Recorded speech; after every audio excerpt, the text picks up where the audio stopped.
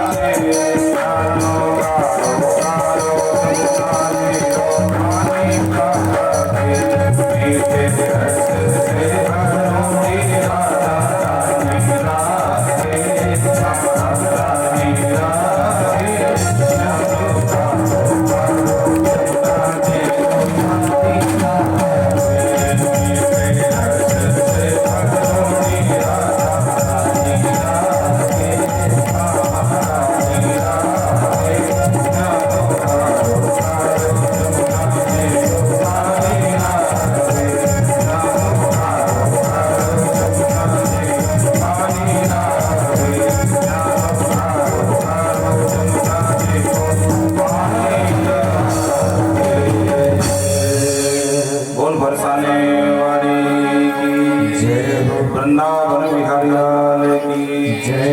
जय जय श्री राधे वरियाने स्ते प्रसन्ना कृतो लोक हृदम आत्मविद सम्मतः पुंसां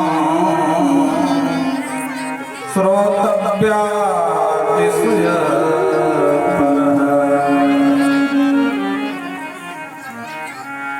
कल आप सभी ने श्रवण किया कि जब महाराज चक्रवर्ती सम्राट परीक्षित को श्राप लगा, सब कुछ छोड़ करके और सुख ताल में जाकर के बैठ गए। बड़े बड़े ऋषि महात्मा महाराज जी के पास पूछते हैं भगवान राजन, हमने सुना है आपको श्राप लगा है, बताइए हम क्या कर सकते हैं आपके लिए। महाराज परीक्षित ने एक ही प्रश्न किया,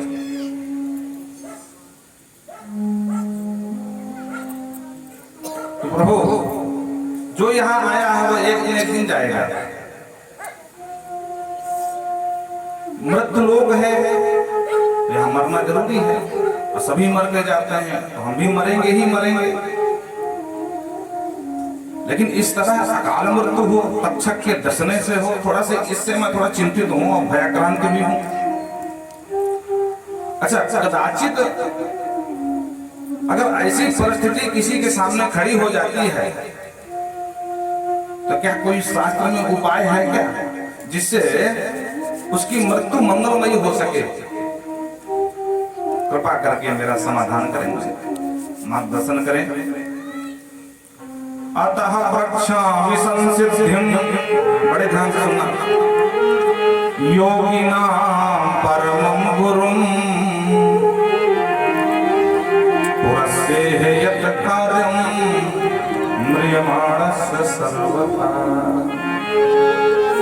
सर्वथा म्रियमाणस्य, जो जन्म लिया है वह मरेगा। लेकिन मैं यही पूछना चाहता हूं, अतः प्रक्षामि संसिद्धिं योगिनां परमं गुरुं, हे योगियों के परम गुरु योगी राज भगवान सुखदेव जी से कहते हैं, राजन महात्माओं से कहते हैं। और तभी सुखदेव जी का आगमन हुआ और यही प्रश्न सुखदेव जी से कर दिया। सुखदेव जी ने कहा, राजन बैठने की देर ना भाई, गुरु जी आए थके हारे, न पानी पूछा न नाश्ता पूछा और सीधे प्रश्न घड़ी लगा दी। अरे कोई थका हारा है तो कम से कम उसको एक लोटा जल कुछ फलाहार पूछना चाहिए भाई, ये कौन सी परंपरा है? बोले भगवान क्षमा करना, बुरा बिल्कुल न मानना। मैंने ये प्रश्न इसलिए किया कि मैं जानता हूं कि आप जैसे परम विरक्त महात्मा 2 घड़ी ज्यादा टिकते ही नहीं। गो दोहन मात्र ही, जितनी देर में गौ माता का दोहन हो जाता है, गौ दूही जाती है, बस उतनी देर तक ही टिकते हैं। क्योंकि आप तो चलते राम बाबा हैं, भिक्षा मांगा 2 टूके मिल गए, प्रेम से ले लिया, निकल लिया। मैं आतिथ्य सत्कार भूला नहीं हूं, वो तो मैं करूंगा, लेकिन ये प्रश्न मैंने इसलिए पहले कर दिया ताकि आप जब यहाँ ले जाएंगे तो मेरे प्रश्न का उत्तर देके ही जाएंगे। प्रेम से बोलो राधे।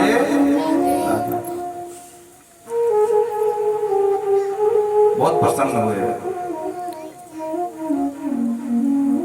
वाह राजा, स्तुति में बहुत अच्छी बात कहते हैं। एसां संस्मरणात् पुंसां सत्यः शुद्ध्यन्ति वैग्रहा किं पुनर्दर्शन स्पर्श पादशौचनादिभिः।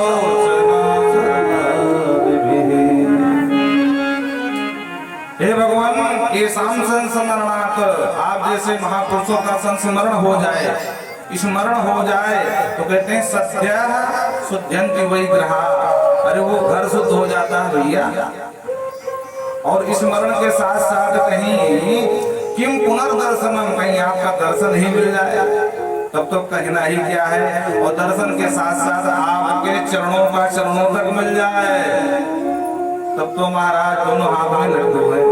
प्रेम से बोलो जय श्री कृष्ण। किम पुनर्दर्शनम शौचनादा।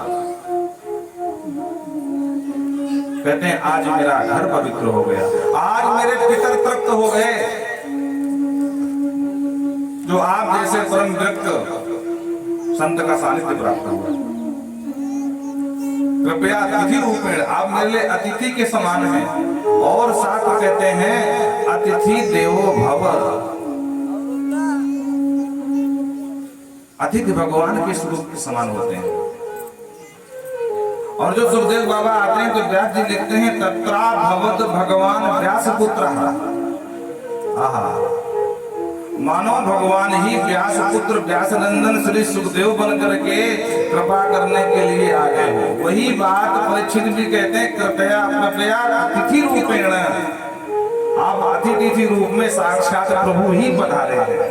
प्रेम से बोलो जय श्री कृष्ण। कैसा भेष है सुखदेव प्रभु का? तो कहते हैं अलक्ष्य लिंगो निज लाभ तुष्टो। अलक्ष्य लिंगो मतलब स्त्री पुरुष भेद रहता है।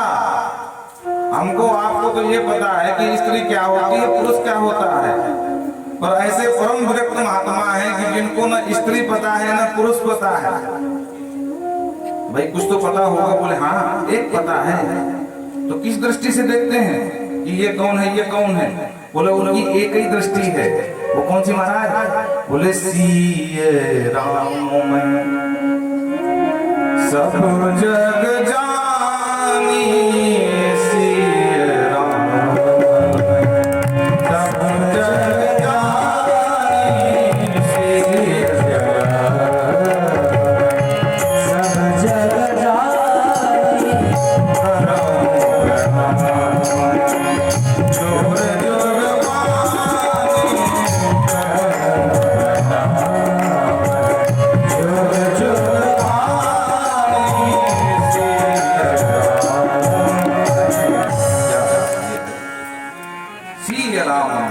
सबको देखते हैं, सब सीताराम स्वरूप हैं, हमारे आराध्य स्वरूप हैं। उनकी दृष्टि में ये नहीं कि ये महिला है, ये पुरुष है, ये भैंस है, ये बैल है, ऐसा कुछ नहीं है। इसीलिए तो परम व्यक्त संत है। कबीरा खड़ा बाजार में मांगे सबकी खैर, ना कहू से ना कहू से।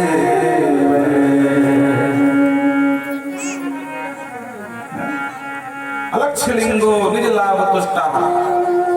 आप लोग जितना शांत रहोगे उतना आपको रस में प्राप्त होगा। अब विशेष रूप से बच्चों पर कंट्रोल करना भैया। बोलो राधे राधे। निज लाभ तुष्टा राधाया कृष्णाया चरणारविंद लाभ तुष्टा। वो अपने ही निजानंद में मस्त रहते हैं, अपने राधा कृष्ण में मस्त रहते हैं, दुनिया से कोई मतलब नहीं।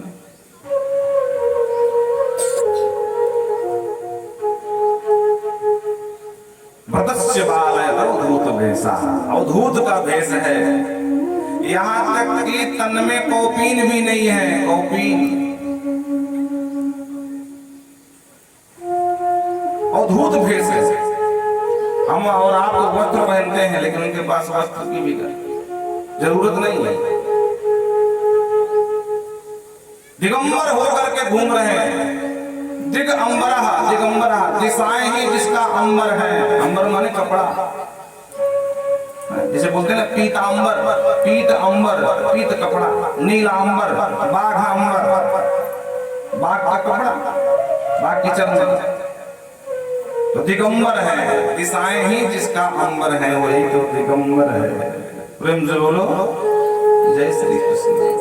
बोलते रहो कुछ बाप पे पटी जाएंगे। प्रेम से बोलो राधे राधे।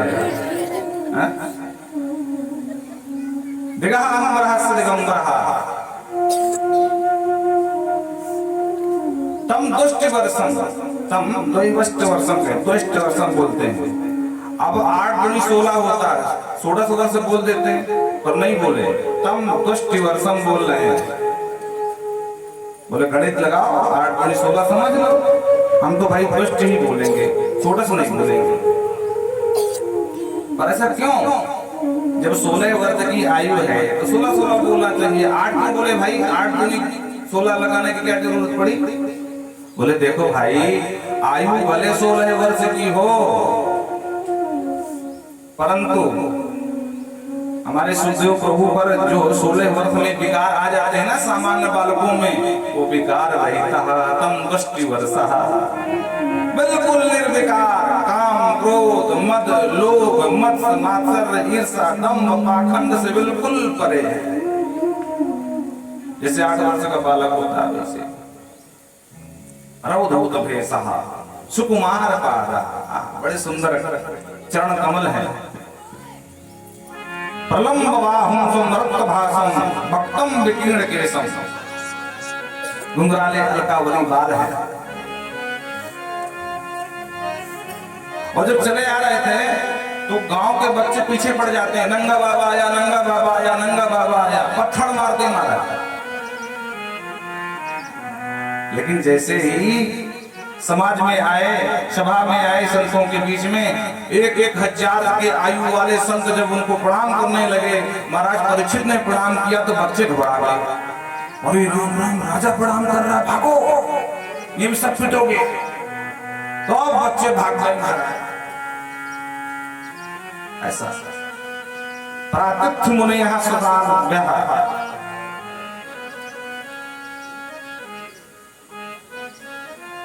सुखदेव प्रभु कहते हैं, राजन तुमने बड़े सुंदर प्रश्न पूछे हैं। अतः प्रक्षामि संसिद्धिं योगिनां परमं गुरुं पुरस्से हितकारं गरीयमाणस्य सर्वथा। मरण धर्मा प्राणी को क्या करना चाहिए जिससे कि उसकी मृत्यु भी मंगलमयी हो जाए, आना जाने का ये चक्कर आवागमन छूट जाए। प्रेम से बोलो राधे राधे।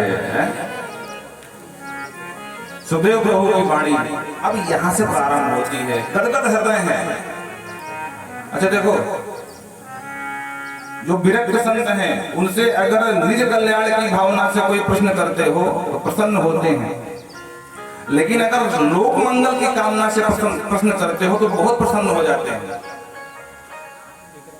और उनकी वाणी में इशारा कर दिया, वरियाने सते प्रसन्नः क्रतो लोकहितं नभ आत्मवित् सम्मतः पुंसां श्रोतव्याद् सूर्यः परः। भो नभ वरीयान् ते प्रश्नः। अरे राजन, तुम्हारा प्रश्न बहुत उत्तम है भाई। अब प्रश्न ये खड़ा हुआ कि प्रश्न करने वाला राजा है इसलिए उत्तम है। अगर कोई सामान्य व्यक्ति होता वो प्रश्न करता यही, तो क्या वो प्रश्न उत्तम ना होता? बोले ना, ऐसी कोई बात नहीं है। तो फिर उत्तम क्यों कहा? बोले उत्तम इसलिए कहा कि राजन लोक हितम नृप। हे राजन, तुम्हारा जो प्रश्न है वो सार्वभौमिक है, लोक हित की भावना से किया गया है। क्योंकि राजन, इस मृत लोक में मरने वाले तुम अकेले नहीं हो, यहाँ जो आया है सो मरेगा। ये अलग बात है कि कोई सिंहासन चढ़ चला, कोई बांधे गया, यदि जो आया है सो जाएगा, राजा फकीर, पर जाना तो सभी को है। तुम्हारा बड़ा उत्तम प्रश्न है राजन। सुखदेव प्रभु कहते राजन, बात यह है कि इस मृत लोक में जब जीव आता है तो माया में लिपट जाता है, और माया ऐसा जकड़ती है कि वो अपने वास्तविक स्वरूप को भूल जाता है। और धीरे धीरे बड़ा होता है, पिताजी को पहचाना, माताजी को पहचाना, बाबा जी कंधे में लेकर के नाती को घुमाते हैं, मेला ठेला दिखाते हैं, और धीरे धीरे सब उसी में बह जाता है। और काम क्या करता है? निद्रया हेते नक्तम विवावेन चवायः दिवाचार्थे हया राजन कुटुंब भरणेन। जब बड़ा हो जाता है, थोड़ा पढ़ लिख जाता है, नौकरी चाकरी लगी तो ठीक, नहीं कोई व्यापार बिजनेस कर लेता है। और उसके बाद धीरे से घर वाले उसका ब्याह कर देते हैं बेचारे का। और जैसे ही ब्याह हुआ तो निद्रया हेते नक्कम, रात भर तो मार खराते सोता है। दिवा चाहते हया राजन, दिन भर अर्थ कैसे आवे, अर्थ माने धन, नोट की गड्डी, उसी में दिमाग लगाता रहता है।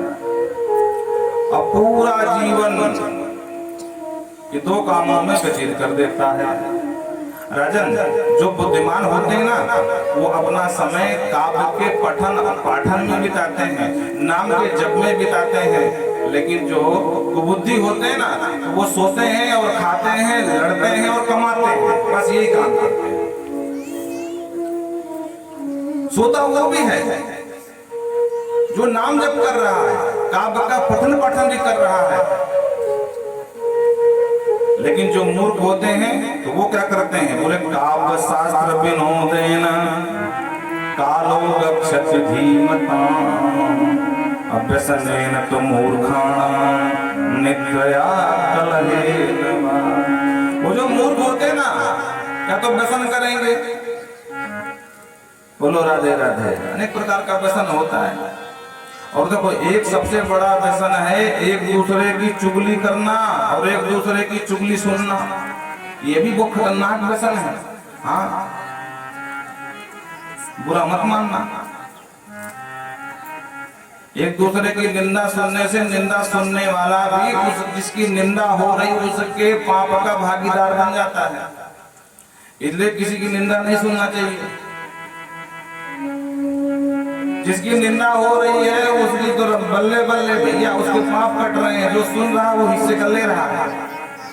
इसलिए ना किसी की निंदा करो और ना किसी की निंदा सुनो। तो या तो व्यसन में पूरा दिन बर्बाद कर देता है, या कलहेन, घर में लड़ाई झगड़ा महाभारत करता रहता है। और यही करते करते तेसाम प्रमत्तो निधनम, इतना प्रमत्त हो जाता है, इतना मतवाला हो जाता है, इतना अभिमानी हो जाता है कि निधनम पश्यन् न पश्यति, दूसरों को खूब मरते हुए देखता है निधनम, और न अभिपश्यति, कभी मैं भी मरूंगा ये भूल जाता है। दूसरे मरते हैं, उनको लेकर कंधे में शमशान की भूमि तक जाता है, कभी हम भी मरेंगे ये बिल्कुल भूल जाता है। प्रेम से बोलो जय श्री कृष्ण। और राजा यहाँ जो आया उसको मरना पड़ता है, पर फिर भी सब कुछ जानते हुए भी, जैसे एक चूहा बिल्ली, चूहा ने बिल्ली को देखा तो बेचारा काट गया। लगता अब मुझे रसगुल्ले की तरह कटक जाएगी, क्या करूं? डर रहा था, मन में विचार आया कि मैं डर क्यों रहा हूं, क्योंकि बिल्ली दिख रही है। एक काम करता हूं, आंख बंद कर लेता हूं, जब बिल्ली दिखेगी ही नहीं तो डर का है क्या?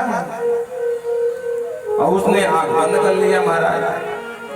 आंख बंद कर लिया, इतनी देर में बिल्ली एक झपट्टा मारी और कब से गोविंदाय नमो नमः। अरे भाई, तू आंख बंद कर ले चाहे आंख खोल ले, तू भले बिल्ली को न देखे पर बिल्ली तुझे देख रही है ना। उसी तरह हम चूहे बिल्ली का खेल खेल रहे हैं। हमने भी मृत्यु सबको मरते हुए देख रहे हैं, पर हम कहते हैं भाई क्यों डर रहे हैं? क्योंकि हम ज्यादा सोच रहे हैं, इसलिए सोचना ही बंद कर देते कि हम कभी मरेंगे। वो बात ठीक है, पर ये ध्यान रखना कि मृत्यु तुम्हें जरूर देख रही है। हाँ, जीव के जन्म लेते ही मृत्यु का जन्म हो जाता है। वाल्मीकि रामायण में स्पष्ट वर्णन है, वाल्मीकि बाबा ने किया है। सह खादति, सह चलति, सह तिष्ठति।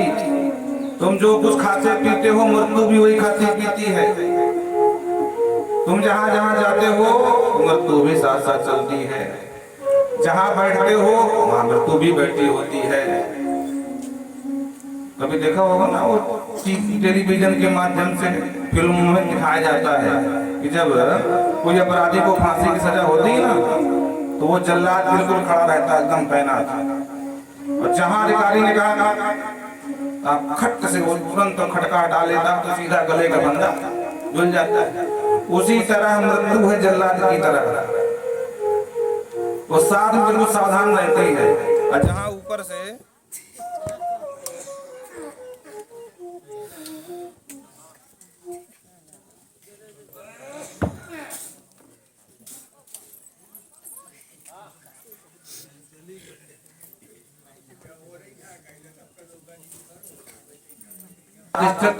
चलती साथ में रहती है। और जहां ऊपर से आदेश आए यमराज का, खट से पकड़ लेती है गला।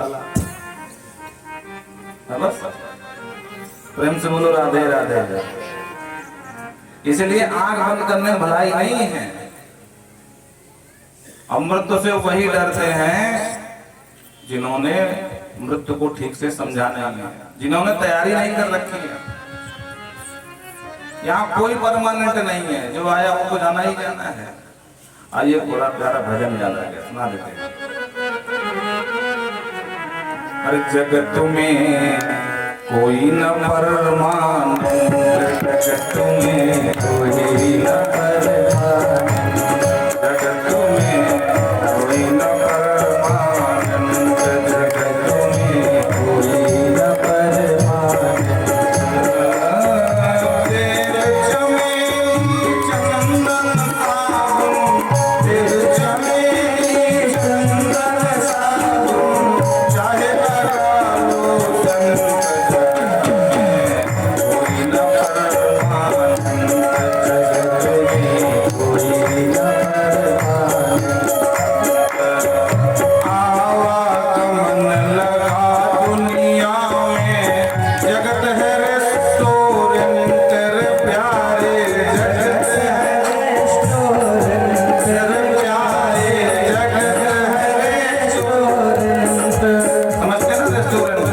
जैसे VIP होटल, तो वहाँ पर आप पैसा दे दो, बिल दे दो, तो सारी व्यवस्था भी कर देगा वो। खाने से पीने से सोने से सारी व्यवस्था कर देते हैं। लेकिन ध्यान रहे, जब तक तुम्हारा बिल जमा है तभी तक रुकोगे। उसी तरह जब तक श्वास का बिल है तब तक इस संसार के रेस्टोरेंट में खा लो पी लो मौज उड़ा लो। और जिस दिन संसार में श्वासों का बिल समा तो आपको भी जाना पड़ेगा। इसलिए कहा गया है आवागमन लगा दुनिया में, जगत है रेस्टोरेंट प्यारे, जगत है रेस्टोरेंट। अंत समय में उखड़ जाएंगे, अंत समय में उखड़ जाएंगे तेरे तुम दो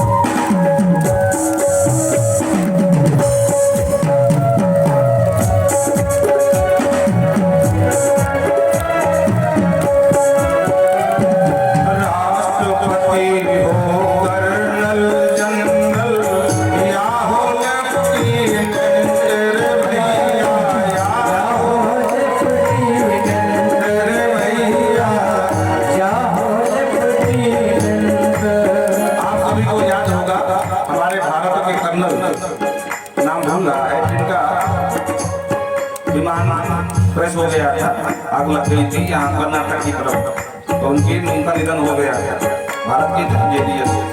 इसलिए कहा अगर कोई सोचे कि हम बड़े धनवान हैं, हम बच जाएंगे, बड़ी सुविधा है हम बच जाएंगे, तो बचेगा कोई नहीं। इसीलिए राष्ट्रपति हो कर्नल जनरल या हो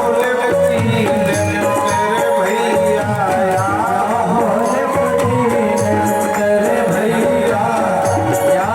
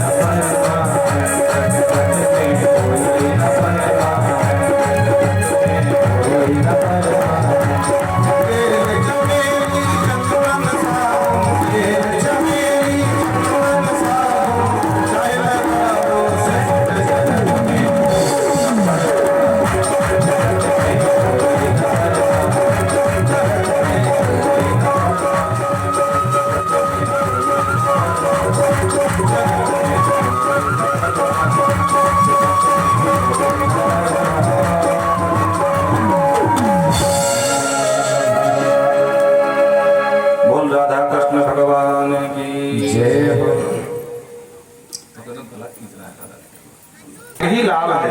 परम लाभ क्या? जन्म लाभ परः पुंसाम अंते नारायण स्मृति ही। अगर मानो तन मिला है तो उसका एक ही परम लाभ है कि जब हम यहाँ से जाएं तो अंत में नारायण की स्मृति बनी रहे, उनकी याद बनी रहे, उनका नाम मुख में बना रहे।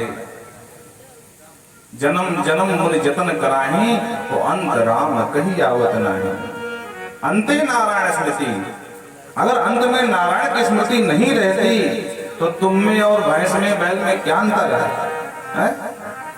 मानव तन पा करके अगर हमने अपना इस जीवन को नहीं संवारा तो हमसे बड़ा अभागी कौन हो सकता है?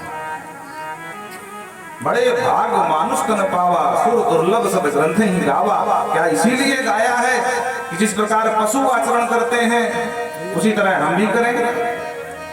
अरे भाई, भूख प्यास डर भय उनको भी लगता है। आहार निद्रा भय मैं तुरंचा, वो भी खूब खाते पीते हैं और हम भी खूब खाते पीते हैं। वो भी सोते हैं और हम भी सोते हैं। उनको भी डर लगता है और हमको भी डर लगता है। वो भी खूब विषय भोग करते हैं और हम भी अगर वही करने लगे तो फिर उनमें और हमें अंतर क्या रह गया? क्या विशेषता है मानव की? त्यक्त लज्जा पुचर्याम चरंती। देखो, पशुओं में कोई धर्म तो होता नहीं है, वहां कोई लाज शर्म होती ही नहीं है, और वही हम भी करने लगे। भाई, मानव के जीवन में मर्यादा है, संस्कार है, वो धर्म से बंधा हुआ है, उसको समाज का भय है। क्या पशु को भय है कि समाज मुझे क्या कहेगा? उसे कोई भय नहीं है क्योंकि वो पशु है। और समाज में तथा कथित ऐसे लोग भी होते हैं जो पशुओं की तरह आचरण करते हैं, उन्हें समाज से कोई लेना देना नहीं होता। तो कहते हैं कि उनसे अच्छे तो पशु भले। बोलो राधे राधे। शेर भूखा मर जाएगा पर मांस ही खाएगा, घास फूस नहीं खाएगा भैया। गौ माता भूखी मर जाएगी पर घास ही खाएगी, मांस नहीं खाएगी।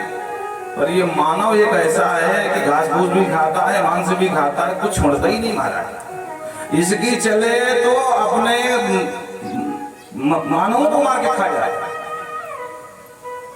कई जगह खाते ही है। बोलो राधे राधे। हाँ, तो अगर ऐसे देखा जाए तो हमसे तुम तो धर्मात्मा तो पशु हुए भाई। कम से कम धर्म पर तो अडिग है। गौ माता का धर्म है घास फूस खाना, भूसा खाना, भूसा ही खा रही है, मांस नहीं खा रही है। हमसे तुमसे धार्मिक तो गौ माता हो गई। शेर का धर्म है मांसाहार करना, वो मांसाहारी करता है, वो घास फूस नहीं खाता।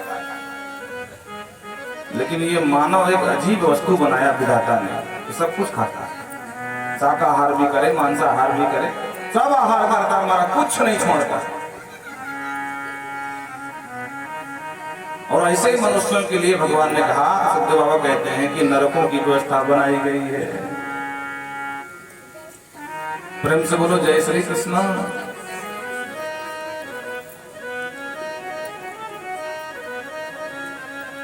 तस्मात् भारत सर्वात्मा भगवान ईश्वरो हरि श्रोतव्यः कीर्तितव्यश्च स्मरस्तव्य चेक्षता भयम्। हे भारत, राजन परीक्षित, तस्मात् भारत सर्वात्मा। देखो, 4 विशेषण लगाया यहाँ पर, भगवान के 4 विशेषण हैं, ध्यान सुनना। तस्मात् भारत सर्वात्मा, सर्वात्मा 1, भगवान 2, ईश्वरो 3, हरि 4 विशेषण लगाया है। क्यों? सुखदेव प्रभु कहना चाहते हैं कि सबसे पहली बात कि सर्वात्मा है, समस्त चराचर की वही तो आत्मा है।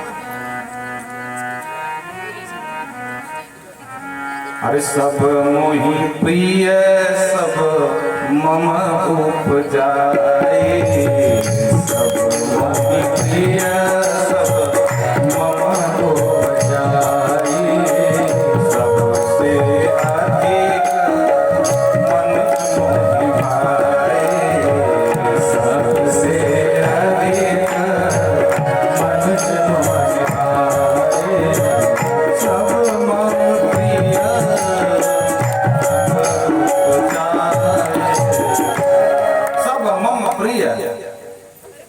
सब मेरे प्रिय हैं, सब मेरे ही उत्पन्न किए हुए हैं, लेकिन उनमें से एक जो मानव है ना, मानव उनको ज्यादा प्रिय है। क्यों? क्योंकि वो मेरे नाम का गान करता है, वो मेरी कीर्ति पताका को फहराता है भैया, इसलिए मुझे ज्यादा प्रिय है। एक बार नारद जी से भगवान से वार्ता हो रही थी। नारद जी ने कहा प्रभु ये बताओ कि तुम्हारा सबसे अच्छा भक्त कौन है? नारद जी को लगा शायद मेरी बड़ाई करे, नंबर 1 का भक्त मेरा ही नाम आने वाला है, क्योंकि दिन रात लेकर के पीड़ा जपता रहता हूँ, नारायण नारायण करता रहता हूँ। भगवान ने कहा देख भैया, मेरा सबसे प्रिय भक्त एक किसान है। अब नारद जी का मुंह लटक गया, अरे प्रभु मेरे लिए आपको कोई विचार नहीं? बोले आप भी भक्त हो, पर आपने नंबर 1 की बात पूछी ना, तो नंबर 1 मैंने बताया। नारद जी ने कहा तुम्हारे उस भक्त में क्या विशेषता है जो नंबर 1 की पदवी दे रहे हो? मैं सब कुछ छोड़ छाड़ के तुम्हारे नाम का गान दिन रात करता रहता हूं, तो मेरा नंबर ही नहीं है। बोलो राधे राधे। भगवान ने कहा नारद जी जब समय आएगा तब तुमको इसका उत्तर देंगे। नहीं, हमको अभी उत्तर चाहिए। आप सिद्ध करो कि तुम्हारा वो किसान नंबर 1 का भक्त कैसे, अब मैं कैसे नहीं। तो भगवान नारद जी को लेकर के आ गया।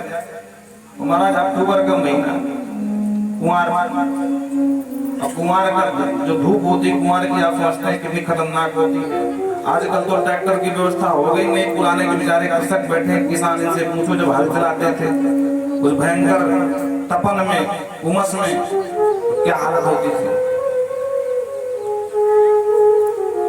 आसमान में लेकर खड़े होकर तो ध्यान से देखना, तो बेचारा हल चला रहा है, राम सीताराम सीताराम, राम जय राम जय राम, राम सीताराम सीताराम, राम जय राम जय राम, राम सीताराम सीताराम, राम जय राम जय राम, राम सीताराम सीताराम, राम जय राम जय राम। उसका संकीर्तन सुन करके नारद जी भी गाने लगे वीणा में, राम सीताराम सीताराम, राम जय राम जय राम, राम सीताराम सीताराम, राम जय राम जय राम, राम सीताराम सीताराम, राम जय राम जय राम, राम सीताराम सीताराम, राम जय राम जय राम। भगवान जी देख रहे हैं, भगवान ने जब ध्यान कराया, नारद जी क्या कर रहे हैं? अरे कीर्तन करना है मुझे, कीर्तन कर रहा हूँ, देखो कितना अच्छा कीर्तन कर रहा है। नारद जी का वही तुमको दिखाने लाया हूँ। तब नारद जी को होश में आ रहे, यहाँ तो प्रतिस्पर्धा का मामला था, हम कहाँ भटक गए। नारद जी ने कहा इसमें कौन सी बड़ी बात है? अरे भाई इनसे अच्छा तो मैं गाता हूँ, वीणा बजा बजा के गाता हूँ, ये तो सूखा सूखा गा रहा है, तो उसको नंबर 1 कैसे कह दिया?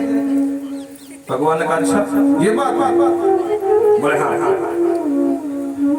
तो भगवान ने एक गिलास जल दिया, बोले सुनो आपको 3 किलोमीटर तक चलना है पैदल, और ध्यान रहे एक भी बूंद जल छलकना नहीं चाहिए और नाम बंद नहीं होना चाहिए। ठीक है कोई बात नहीं। तो नारद जी बेचारे चल लेकर के राम सीताराम सीताराम, राम सीताराम सीताराम कीर्तन करते हुए चल दिए। थोड़ी बात ध्यान आए कि जल नहीं गिरना चाहिए, तो जल को देखने लगे, बिल्कुल धीमी, चाल भी धीमी हो गई, एकदम संभाल करके भक्त रख रहे हैं महाराज, जैसे बतासा फोड़ते चल रहे हो। बोलो राधे राधे। जैसे अगवानी में दूल्हा आता है, बोलो राधे राधे। और महाराज भगवान बोले हम तुमको वही मिलेंगे। अब बेचारे गिलास को देख रहे हैं, गिर तो नहीं रहा, गिर तो नहीं रहा, नाम भूल गया, राम सीताराम भूल गया। भगवान के पास मुझे देखो सरकार एक बूंद नहीं छलका है। भगवान ने कहा वो बात तो ठीक है, लेकिन नाम कहाँ गया? तब नारद जी को समझ में आया कि अरे राम राम, नाम तुम भूल ही गए जल के सामने, जल के वजह से। बोले देखो तुम्हारे पास कोई काम नहीं है, एक ही काम मिला है नाम गान करने का, तो तुम करो तो बड़ी बात नहीं है, लेकिन वो बेचारा कृषक है, किसान है, अपने बच्चों को पालता है, अपने जानवरों को देखता है, खेत देखता है, खलिहान देखता है, खाने पानी की व्यवस्था करता है, मेहनत करता है, और फिर भी मेरा नाम जब नहीं छोड़ता, इसलिए वो नंबर 1 का भक्त है। प्रेम से बोलो राधे राधे। एक बड़ी अच्छी बात याद आ गई, हमारे जो गुरुदेव सरकार है, अब नाम लेना तो गुरुदेव का अपराध होता है, पर नाम से ही नामी की जानकारी होती, पहचान होती है। अब नाम न ले तो आप समझोगे नहीं, तो प्रातः स्मरणीय है पूज्य पारासर जी महाराज, आप सब जानते होंगे, जो यहाँ लोग बैठे हैं वो हमारे गुरुदेव हैं। वृंदावन के बहुत अच्छे उद्घट विद्वान, भागवत की चर्चा में उनसे अच्छा कोई विद्वान अब हम तो हमारे गुरु हम तो कहेंगे, बोलो राधे राधे। लेकिन सच्चाई यही है, न जाने कितने शिष्य उन्होंने तैयार कर दिया आज भारत में, और भारत की छोड़ो विदेश में शिष्य तैयार हो गए। और नाम बताएंगे तो आप लोग विश्वास नहीं करोगे। एक हमारा गुरु भाई है, नाम है कृष्ण किशोर शास्त्री, जो पाकिस्तान से। विश्वास हो रहा है? नहीं हो रहा, मुझे पता है। पाकिस्तान से वो ब्राह्मण परिवार 2013 में भारत की यात्रा पे आए थे, तो उन्होंने मन में इच्छा जाहिर करी कि हम ब्राह्मण हैं, तो भले ही पाकिस्तान में पड़े हैं तो कम से कम अगर भागवत जी कृपा हो जाए, कोई अच्छा विद्वान मिल जाए, तो हम भी अपने देश में कथा करेंगे। तो उन्होंने वृंदावन गए, वृंदावन में पूछा लोगों से, तो लोगों ने बताया कि सबसे अच्छे विद्वान वही है पारासर जी, उनसे अच्छे विद्वान नहीं पाओगे। तो जिसे हम कथा बोल रहे हैं ना, उसी समय पहले जो है वो चिप चलती थी सीधी, तो दुकान वाले से खरीद लिए, और हमारे गुरुदेव का लिखा हुआ ग्रंथ भागवत पर, भागवत कल्पद्रुम, तो उसको खरीद लिए। और जब गुरु जी की कथा सुनी, पहले कुछ सुना, फिर कथा को पढ़ा भी, और धीरे धीरे करते करते करते करते गुरु जी से मिला कि नहीं हो व्यक्ति हमारा, एकलव्य की तरह गुरु बना लिया। प्रेम से बोलो राधे राधे। गुरु जी को फोन किया, भागवत समझ में ना आवे, क्योंकि कहा गया है भागवते विद्यावताम भागवते परीक्षा, विद्वान की परीक्षा भागवत में होती है। वो अलग बात है कि भीड़ को इकट्ठा करके चूल्हा चौका बर्तन की बात सुना देना महिलाओं को, जो है समझ रहे हो, बोलो राधा, किसी निंदा नहीं करते। हाँ भैया भी 6 दिन कथा करना है, 5 दिन, पता लगे कोई कल खड़ा हो जाया करके, डर बहुत लगता है, कोई क्षत्रियों का गांव है। हाँ निंदा नहीं करते हैं, लेकिन सच्चाई यही है, वास्तविक कथावाचक बनना बहुत बड़ी बात है। तो समझ में कुछ ना हो, बेचारा खूब पढ़े खूब सुने, समझ में ना, तो गुरु जी को फोन किया। और जब फोन किया, गुरु जी ने पूछा कि गुरुदेव हम भागवत आपसे पढ़ना चाहते हैं। तो गुरु जी ने पूछा कहाँ विराजते हो भैया? तो जब उसने नाम बताया तो गुरु जी डर गए, उन्हें पाकिस्तान से बोला, तो उनको विश्वास नहीं हुआ। उन्होंने कहा कि भैया ठीक है फोन रखो। 1 महीने बाद फिर उन्होंने फोन किया, तो गुरुजी ने कहा अच्छा अगर तुम भागवत सीखना चाहते हो आप पाकिस्तान से? बोले हाँ। वीडियो कॉल हुई, उन्होंने आधार दिखाया, पाकिस्तान की पूरी व्यवस्था दिखाई। गुरुजी ने फिर हनुमान जयंती पर उनको बुलाए वृंदावन, आशीर्वाद दिए, बोले जाओ हमारा आशीर्वाद है, तुमको ये भागवत के ज्ञान हो जाएगा।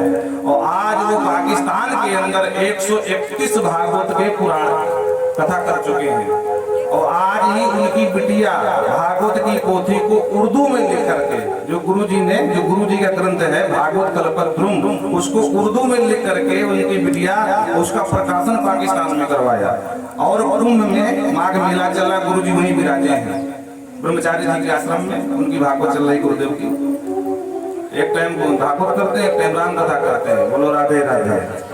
तो उन्होंने आज प्रातः काल 9 बजे उस उर्दू में लिखी हुई भागवत का विमोचन किया है समस्त वैष्णवों के सामने। पूरा परिवार 45 लोग आए हैं पाकिस्तान से। प्रेम से बोलो जय श्री कृष्ण। हाँ तो ऐसा नहीं है, और हमसे कहा जाए कि पाकिस्तान में कथा सुना, हमारे बस की तो नहीं है, लेकिन फिर भी वो परिवार देखो अपने धर्म को बचा के पाकिस्तान में भी रखे हुए हैं, जबकि बिल्कुल थोड़े ही बचे हैं। और हम अगर भारत में ही कथा करें तो बहुत बड़ी बात नहीं है। सच्ची भक्ति तो उनकी है, कि जिम रत्नन जीव बिचारी, इनके बीच में रह करके तो जा पर कृपा राम में हुई, ता पर कृपा सब करे सब कोई, ये सिद्धांत यहाँ लागू होता है। वृंदावन बिहारी लाल की जय। तो कहते हैं तस्मात् भारत सर्वात्मा भगवान, जो षड ऐश्वर्य प्रधान है वही तो भगवान है। सबकी आत्मा इसलिए सर्वात्मा है, षड ऐश्वर्य प्रधान है इसीलिए भगवान है। और ईश्वरो सबके ईश्वर है, हरि सबका दुख क्लेश हरण करने वाले हैं इसलिए हरि है। अगर तुम मृत्यु से बचना चाहते हो राजन, अकाल मृत्यु से बचना चाहते हो, अधोगति से बचना चाहते हो, तो 3 काम करो। कौन कौन से? बोले श्रोतव्य, सबसे पहले भगवान को जितना हो सके सुनो। और सुनने के बाद क्या करें? बोले कीर्ति तपस्या, कीर्तन करो। जिस प्रकार वो हमारे गुरु भाई पाकिस्तान वाले कृष्ण कुमार जी ने किया, पहले सुना, उसके बाद अब गा रहे हैं, सुना रहे हैं। और फिर जब धीरे धीरे मन तुम्हारा शांत हो जाए तो एकांत नितांत प्रशांत मन से भगवान का खूब चिंतन करो। महाराज परीक्षित ने कहा ये तो बड़ा कठिन काम है। अरे पहले सुने, फिर आप कह रहे हो कि गाएं, फिर कह रहे हो कि ध्याएं, और मेरे पास तो मात्र 7 दिन है। अब आप बता दो कि मैं गाऊं कि ध्याऊं कि सुनाऊं, आप बता दीजिए। सुखदेव प्रभु कहते हैं राजन इसमें भय खाने की बात नहीं है। अरे 7 दिन तो बहुत है। खड़वांग नाम का राजा मात्र 2 घड़ी में मुक्त हो गया था। सप्ताहम जीवता अवधि, तेरे पास तो सप्ताह जीने की अवधि है, घबरा क्यों रहा? और जो परीक्षित ने सुना कि 2 घड़ी मुक्त, तो बोले हाँ तेरे पास तो 7 दिन है। तब लगा कि नहीं भाई मामला ठीक है, क्योंकि मृत्यु का भय मनोमस्तिष्क में घूम रहा था। देखो जो कुशल डॉक्टर होते हैं ना, भले ही असाध्य कोई बीमारी हो जाए, पर अगर योग्य है, कुशल है, आप उसके पास पहुंचे, डॉक्टर साहब बहुत परेशान हो, अरे कुछ नहीं, छोटा सा रोग है, 1-2 महीना दवा खाना पड़ेगा, सब ठीक हो जाएगा।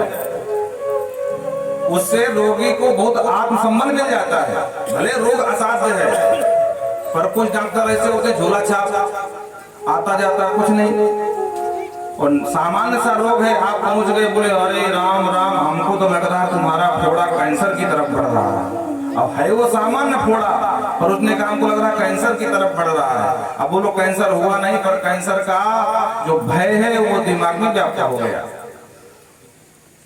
और एक चीज बता दें, शरीर में मन की स्थिति बहुत मायने रखती है। आप गंभीर से गंभीर रोग से निकल सकते हैं कब? जब आपका आत्मबल पुष्ट हो, आपके मन की शक्ति पुष्ट हो। आप ये ठान लो कि हम ठीक कैसे नहीं होंगे। कभी कभी आपने सोच देखा होगा, अनुभव किया होगा कि आप मानसिक रूप से परेशान हैं, तो आपका शरीर भी कहीं ना कहीं थका हारा नजर आएगा, शरीर काम नहीं करेगा। कभी अनुभव करके देख लेना। ऐसी कोई बात किसी ने सुना दिया जिससे मन व्यतीत हो गया, उसके पहले आप बिल्कुल हष्ट पुष्ट थे, और जैसे ही वो खबर आपने सुनी, उस खबर का असर मन पर पड़ा, और मन पर पड़ते ही पूरा शरीर काम करना ही बंद कर दिया। आपने कहा भैया खाने पीने की इच्छा ही नहीं है, शरीर नहीं काम कर रहा, हाथ पैर चल नहीं रहे हैं, बाद में बात करेंगे। क्या है? सीधा सा अर्थ है, मन का संबंध हमारा इतना निकटतम है शरीर से कि मन पर जो बीतती है वो शरीर पर बीत जाती है। बोलो राधे राधे। एक उदाहरण और समझ लो, आपको किसी ने गाली दे दिया, शरीर को तो गाली दिया नहीं, दिया तो आपको ही है, और मन ने उस गाली को इतना ज्यादा हृदय में ले लिया कि देखते देखते आप फूट फूट के रोने लगे। अब बोलो, गाली दिया ना, रो कौन भाई? इसका मतलब रुलाया कौन? बोले गाली ने। और किसके माध्यम से? बोले मन के माध्यम से। और वही गाली जब शादी ब्याह होता है ना, तो मंडप के नीचे जो चढ़ाव चढ़ता है तो महिलाएं खूब गाली देती हैं, खतरनाक खतरनाक देती हैं, पर कोई आंख नहीं तब रोती है। क्यों? क्योंकि उस गाली को हम शुभ मानते हैं, इस गाली को हम अशुभ मानते हैं। प्रेम से बोलो राधे राधे। एक विचित्र घटना हमारे बचपन में बीती थी। अब संयोग से ब्राह्मण परिवार से हैं, तो कर्मकांडी ब्राह्मण है। तो एक बारात थी हमारे गांव, पोती आना था, तो बाल्यावस्था। अब प्रथम बार किसी विवाह में सम्मिलित होने का अवसर, मित्र का विवाह था। हमसे बोले महाराज चलना पड़ेगा। हमने कहा बिल्कुल चले। पहली बार किसी बारात में गए, और जब बारात में गए तो वहाँ ब्राह्मण नहीं, तो हमसे बोले कि बर पक्ष से आप ही बैठ जाओ। हमने कहा भैया हम ना कभी बैठे। बोले बैठना पड़ेगा, ये 2002 की घटना है। प्रेम से बोलो राधे राधे। बोले नहीं बैठ जाओ, आप कुछ ना करना, बैठ जाना। मरता का ना करता, क्षत्रियों के बीच में, ठीक है भैया बैठाल दो। अब बैठाल दिए। अब हमें तो कुछ नहीं आता, तो क्या करेंगे? अब पंडित जी पूजन कराने लगे, हमें मस्त बैठे थे। आज जब ब्राह्मणों महिलाओं ने उधर से गाली देना शुरू किया, तो हमको इतनी पीड़ा हुई। हमने कहा किसी ने बता दिया ये पंडित जी बिल्कुल नए हैं, तो कुछ नहीं आता है, इसलिए वैसा बोल रहे हैं। अब हमें पता नहीं था। जब हम घर में गए, माता जी से बताया। हमने कहा माता जी बहुत बड़ी बेइज्जती होगी। बोले क्या हुआ? बोले मूर्खों ने जानबूझ करके पकड़ के बिठा दिया, और किसी ने जाकर उस पक्ष में बता भी दिया कि पंडित जी कुछ नहीं आता जाता है। तो इतनी खतरनाक गाली सुनाई कि पूछो। माता जी ने कहा रे ये शगुन की गाली होती है। तब हमको अनुभव हुआ कि भाई ऐसा होता भी है। प्रेम से बोलो राधे राधे। तो कहने का मतलब हमारा तात्पर्य है कि मन की स्थिति हमारे शरीर पर भी बीतती है। जो मन में बीतती वो शरीर में भी बीतती है। इसीलिए शास्त्र कहते हैं मन एवं मनुष्याणाम कारणम बंध मोक्षे। मन के हारे हार है, और मन के जीते जीत, और मन ही मिलावे राम संग, और मन ही करावे प्रीति।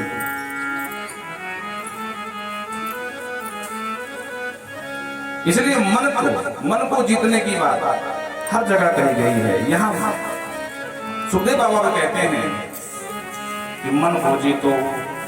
राजन, जिसने मन को जीत लिया उसी का बेड़ा पार हो गया। 4 बातों का और अभ्यास करना चाहिए राजन, जिसको मृत्यु से डर लगता हो। क्या? जितासनो जित श्वासो जित संगो जितेन्द्रियः स्थूले भगवते रूपे मनः संधारेतियः। मनः संधारेतियः। सबसे पहले आसन को जीतो। जितासनो, एक बार जिस आसन पर बैठ जाओ तो उसमें बैठे रहो, फिर भगवान के नाम जप में, और साथ में प्राणायाम का खूब अभ्यास करो। क्योंकि प्राणायाम का अभ्यास करोगे तभी मन को शांत कर पाओगे। महाराज प्राणायाम से क्या होता है? बोले अंदर की जो गंदगी है, काम क्रोध मद लोभ विकार है, वो बाहर निकल जाते हैं। जैसे कोई कुआं हो, बंद पड़ा हो, जल ना निकाला जाए तो जल दूषित हो जाएगा, और बराबर जिससे पानी भरा जाता है उसका जल दूषित नहीं रहता, स्वच्छ निर्मल रहता है। उसी तरह प्राणायाम करने वाले के अंदर काम क्रोध विकार सब बाहर भाग जाते हैं, बिल्कुल स्वच्छ हृदय हो जाता है। और तीसरा अभ्यास जित संगो, संग जीतो। ये नहीं कि जमुना किनारे जमुना दास, और दुर्गा जी के मंदिर के सामने दुर्गा दास, और गंगा किनारे गंगा दास, ऐसा नहीं होना चाहिए। संग भी जीतो, चाहे जहां रहो, लेकिन अपने आराध्य को याद रखो। बोलो राधे राधे। हाँ, नवरात्रि आए, दुर्गा मैया की जय हो, जय माता दी, जय माता दी, जय माता दी। और नवरात्रि गई, कहाँ गई माता जी पता ही नहीं। हाँ, तब तक सावन आ गया, बोले हर हर महादेव, अब पीछे से कोई बोला घर घर महादेव। सावन में यही होता है, घर घर रुद्राभिषेक चलता है। और जहाँ सावन खत्म तो कहाँ गए महादेव पता ही नहीं। बोलो राधे राधे। इसलिए मन संधार ये दिया है। इन सब चीजों से क्या होगा? बोले मन पर कंट्रोल हो जाएगा, और जिस दिन मन आपका सुखी हो गया तो आप पहले ही सुखी हो जाओगे। प्रेम से बोलो राधे राधे। अरे मन की तरंग मार ले